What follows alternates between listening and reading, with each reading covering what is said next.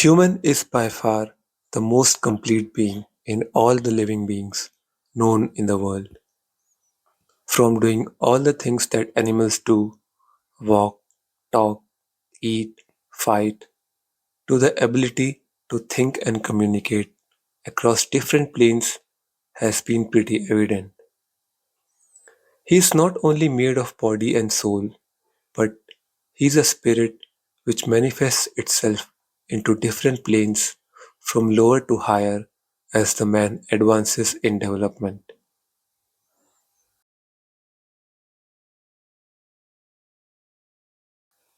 With this progress, he unfolds new powers, new qualities, and different energies around him.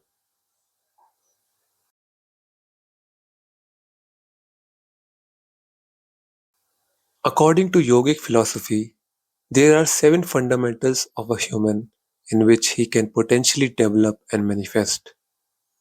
Mostly only a highly developed person can manifest all the seven planes, while most people live only in lower planes throughout their life.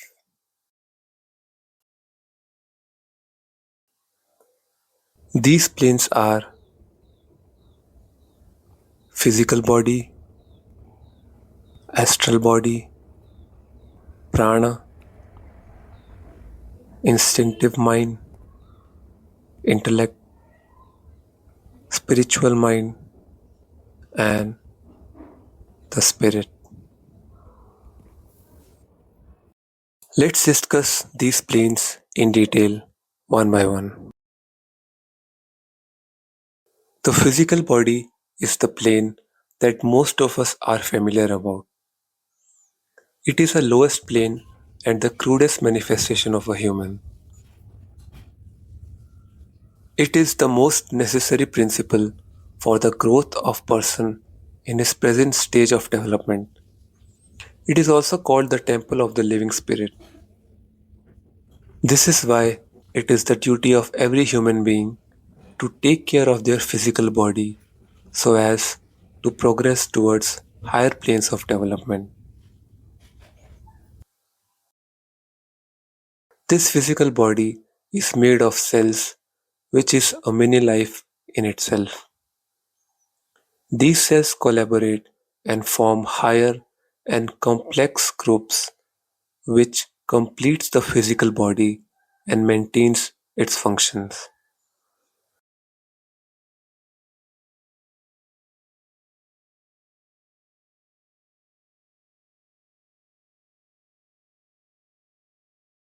At the time of death of this physical body, these cells separate and scatter and decay in the nature. The life force which hold these cells together is withdrawn and it becomes free to go on its own way and form new combinations.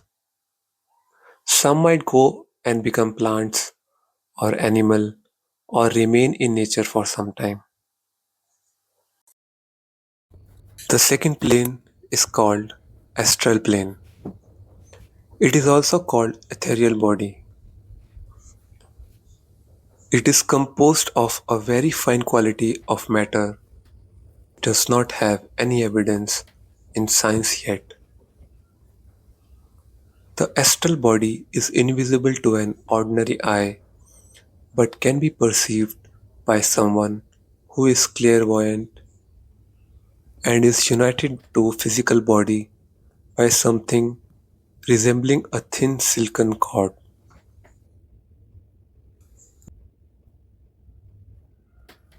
The astral body can be seen rising from the physical body as the hour of death approaches. It is seen hovering over the physical body to which it is bound by a slim thread. When the thread snaps, the person is dead, and the soul passes on, carrying with it the astral body. After the death of the person, their astral body exists for some time, and in certain cases, it is even visible to living people who then call it a ghost. It can also be seen by people with whom the person died was very much connected, like family or close friends.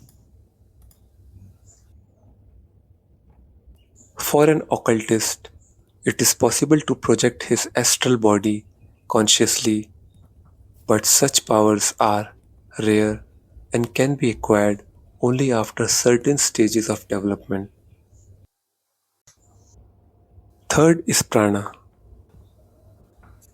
Though prana is not considered as a plane, but it is an important aspect when a person develops from lower planes to higher planes. Prana is universal energy. It is a vital force which is found in all forms of life, from the amoeba to man, from the most elementary form of plant life to the highest form of animal life. It is the force that brings life to an atom, a cell, and their highest manifestations.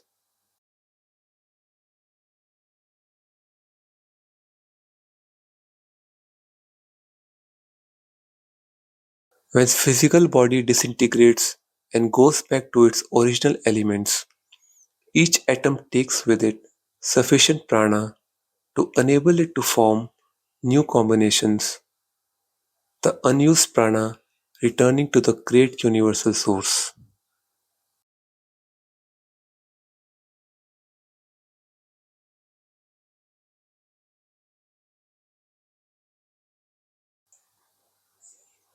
Everything we do all involves prana, whether it is walking, talking, even thinking about someone, telepathy, etc. When we think something with strong intention, the prana associated with that thought is increased and the chances of that thought getting manifested increases. That is also how self-healing is done. Even one can protect ourselves with an aura of prana using strong positive thoughts which can resist the negativity that a person is surrounded with.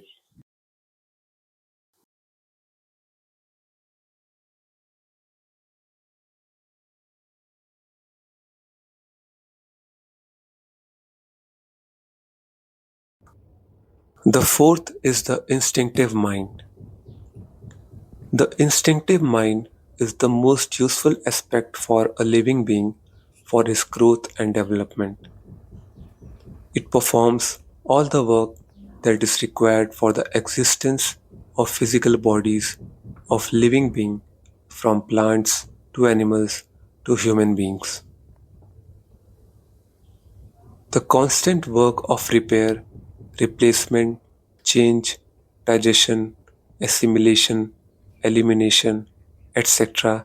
is being performed by this part of the mind, all without our conscious knowledge. The intelligent work of every organ, part, and cell of the body is under the supervision of instinctive mind.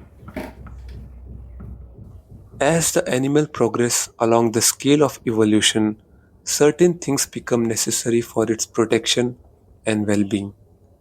Instinctive mind helps in this evolution of living beings, teaching them how to build nests, shelters, how to keep themselves warm during winters, how to fight, etc. Instinctive mind is also the habit mind. When we learn and do some things on daily basis, we kind of master those tasks and then instinctive mind take over from there. Example, when we learn to drive a car, after some time our legs automatically reaches to the right pedal as per the requirement. Or when we master playing guitar, we don't have to think how to play chords. The finger automatically knows how to play which chord.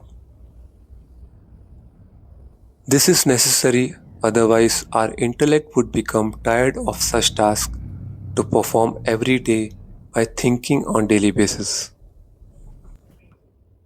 The most important aspect of instinctive mind is that it is the center of all the passions, desires, instincts, sensations, feelings, and emotions of the lower order manifested in human as well in the lower animals.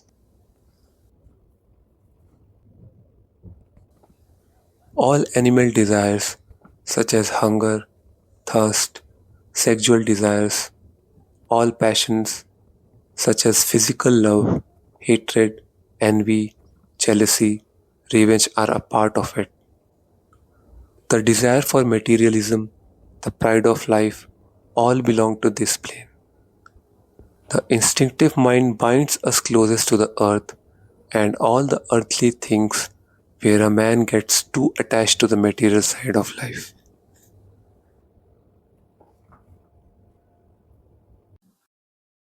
The next plane is the intellect. The first four principles we discussed is shared by human and all other lower forms of life. Intellect separates human from other forms of life. When intellect unfolds, it gives rise to the reasoning behind all the emotions, passions, desires that a human experience. In this fifth stage, the human experience self-consciousness or awareness about himself, his thoughts, everything.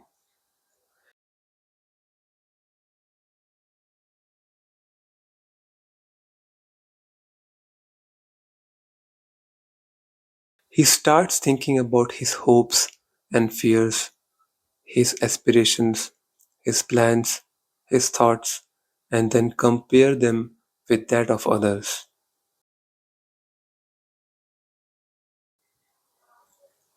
When self-consciousness arises, he begins to form the concept of I. He begins to compare himself with others and try to reason about it. He draws conclusions from what he finds in his mind. He begins to think for himself, to analyze, classify, separate, reduce, etc. As he progresses, he begins to think out things for himself and passes along new and fresh suggestions to his instinctive mind. He begins to rely upon his own mind and create for himself. This is the stage where the baby ego first begins its waking existence. The awakening of intellect does not necessarily make the creature a better being, as awakened intellect only tends to give them increased powers to gratify their low desires and inclinations. We will discuss the pros and cons of the intellect in a different video in detail. Let's now discuss the next plane. The sixth plane is the spiritual mind. A man's spiritual mind begins to unfold when he begins to realize the existence of the supreme power.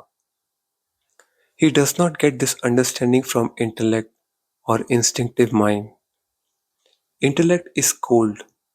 Spiritual consciousness is warm and alive with high feeling. Spiritual mind goes beyond intellect. It passes down to the intellect certain truths and intellect reasons about them.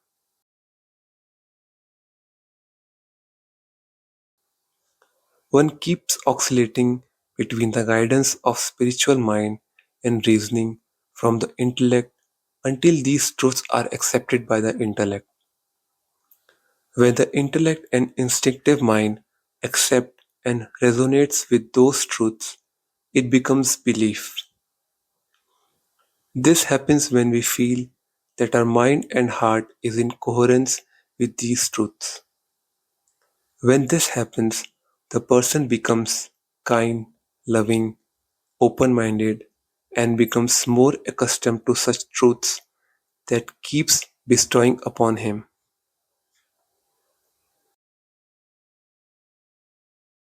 As man evolves spiritually, he feels his relationship to all mankind and he begins to love his fellow men more and more. It hurts him to see others suffering, and when it hurts him enough, he tries to do something to find the remedy. And that is how he turns himself into spiritual work of helping people through different means and bringing people more closer to the Supreme.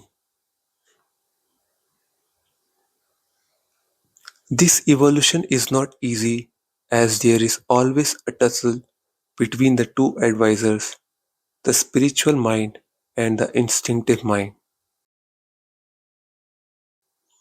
One whispering him to follow higher teachings of the universe, and the other tempting him to pursue the lower paths. In this case, intellect takes the decision to pursue which path. This struggle is quite painful sometimes, which can cause indecisiveness, but with time, the growing man rises above the attractions of the lower plane and becomes the master of it with the help of spiritual mind. The spiritual mind is also the source of inspiration for creative people like poets, writers, painters, musicians, and others. Many have attributed some of their work to the divine consciousness or supreme power, which is nothing but the voice of their spiritual mind speaking to them.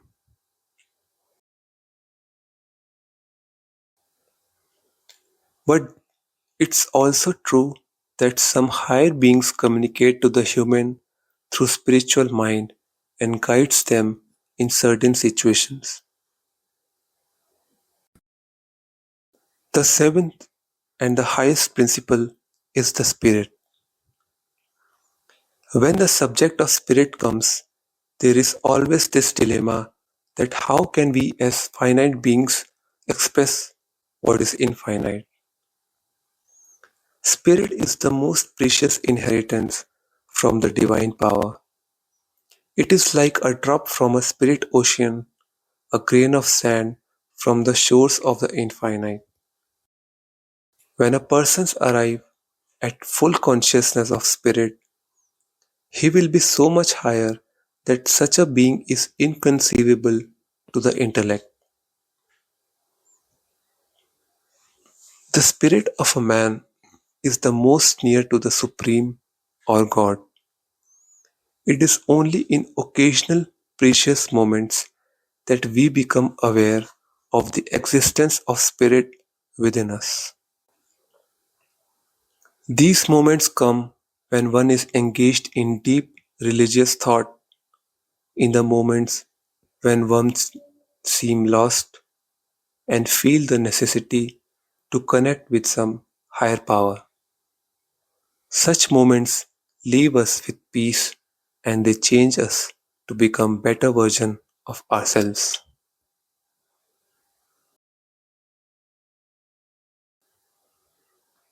When one experiences spirit, the most common feeling is that of possessing almost complete knowledge of all things, almost omniscience.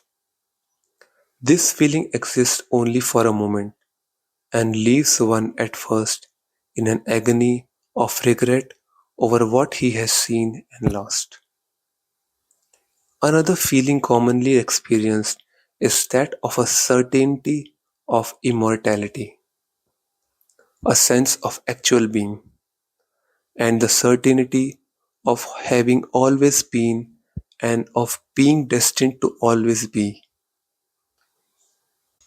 Another feeling is the total slipping away of all fear and the acquirement of a feeling of certainty, trust, and confidence, which is beyond the scope of those who have never experienced it. These experiences, when they come to someone, leave him in a new state of mind, and he has never been the same man afterwards.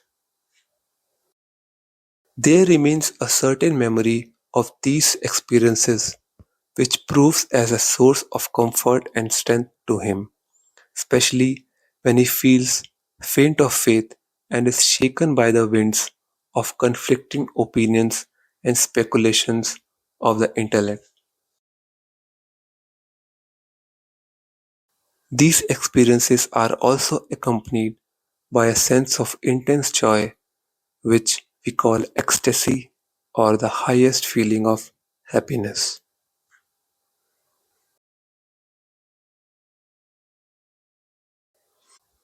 All human beings experience the five principles discussed here, with many not making the finest use of the fifth one, that is the intellect. Some of us experience the sixth principle of spiritual mind, and very few experience the seventh stage, that is the spirit.